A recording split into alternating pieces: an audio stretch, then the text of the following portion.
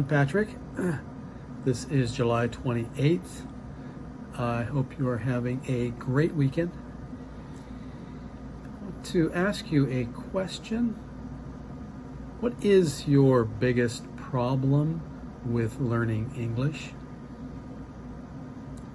I think a lot of people have a similar problem, which is deciding how to learn English. There is a lot of wrong information online about it. So my channel solves that problem for you. I show you how to learn English. You just need to provide the desire. Please don't forget to subscribe. Let's get started with our daily news lesson by reviewing today's news headlines. Number 1. Israeli airstrikes have hit a school being used by displaced people in central Gaza. Number 2. A rocket attack on a football ground in the Israeli-occupied Golan Heights. Number 3. The Justice Department has accused TikTok of harnessing the capability to gather bulk information on users. Number 4. The opposition candidate in Venezuela has appealed to voters' emotions. And number 5. The United States is on the board at the Paris Olympics. Okay, let's do it. Israeli airstrikes have hit a school being used by displaced people in central Gaza, killing dozens of people. Saturday's attack happened as negotiators prepared to meet international mediators to discuss a proposed ceasefire. AP correspondent Charles de Ledesma reports. Israeli airstrikes have hit a school and a hospital in central Gaza. At least 30 people sheltering at the girls' school in Deir el-Balah were taken to Al-Aqsa Hospital and pronounced dead after a strike that Israel's military said targeted a Hamas command and control center used to store weapons and plan attacks. Gaza's health ministry says over 10 people were killed in other strikes on Saturday. I'm Charles de Ledesma. Meanwhile, the Israeli military said it is preparing a response against Hezbollah after a rocket attack on a football ground in the Israeli-occupied Golan Heights killed 11 people, including children, on Saturday. The IDF is currently holding a situational assessment, and we will prepare for a response against Hezbollah. We will finish our assessments and we will act. Israel blamed the Iran-backed Lebanese group, while Hezbollah denied any responsibility for the strike, the deadliest in Israel or Israeli annexed territory since the start of the conflict in Gaza. Israeli Prime Minister Benjamin Netanyahu is warning that Hezbollah, quote, will pay a heavy price for this attack, one that it has not paid so far. Hezbollah and Israel have been trading fire in areas at or near the Lebanese-Israeli border since the eruption of the Gaza war, in a conflict that has stirred fears of a full-blown conflict between the heavily armed adversaries. For pictures, videos, stories, and more, follow the Voice of America on X, Facebook, Instagram, and YouTube. This is VOA News. In a fresh broadside against one of the world's most popular technology companies, the Justice Department has accused TikTok of harnessing the capability to gather bulk information on users based on views on divisive social issues. AP correspondent Jackie Quinn has more. The Justice Department's accusing TikTok of harnessing high-tech pathways to gather information about American users based on issues like gun control, abortion, and religion. Government lawyers told the court TikTok and parent company ByteDance in Beijing have used an internal web suite system called LARC to send sensitive data about U.S. subscribers, which is stored and accessible on Chinese servers. A new law may soon ban TikTok in the U.S., with warnings the Chinese government may use this data to shape the content American users receive. I'm Jackie Quinn. Venezuela President Nicolas Maduro faces opposition candidate Edmundo Gonzalez in Sunday's election. Reuters correspondent Alex Cohen reports. Maduro has loosened currency controls and curbed once sky-high inflation. But the economy remains stymied by a fall in oil income and enduring sanctions. Gonzalez has appealed to Venezuelan voters' emotions, telling supporters that a change in government could motivate some of the more than 7.7 million migrants who have left the country to return. Gonzalez said Thursday he trusts the country's military will respect the will of the people. But other members of the opposition and some independent observers have questioned whether the vote will be fair. Maduro has said the country has the world's most transparent electoral system. Alex Cohen from Reuters. Team USA has its first medals of the 2024 Summer Games. AP correspondent Gethin Coolbaugh has the story. The United States is on the board at the Paris Olympics. Divers Sarah Bacon and Cassidy Cook took home the silver for the Americans, their first medal at the 2024 Summer Games in the 3-meter synchronized springboard competition. China won the Games' first gold medal, placing first in the event. Katie Ledecky claimed her first medal in Paris, winning the bronze in the women's 400-meter freestyle with a time of just over 4 minutes. Ledecky finished 2 seconds faster than her preliminary time, which at the time edged Australian and reigning Olympic champion Ariarne Titmus. Titmus won the gold in the freestyle. American Chloe Dygert won a bronze medal in the women's cycling individual time trial. I'm Gethin Coolbaugh. Olympic organizers said they deeply apologize for introducing South Korea's athletes as North Korea during the opening ceremony of the Paris Games. As the South Korean athletes waved their nation's flag on a boat floating down the Seine River on Friday evening, they were announced in both French and English as the Democratic People's Republic of Korea. South Korea is the Republic of Korea.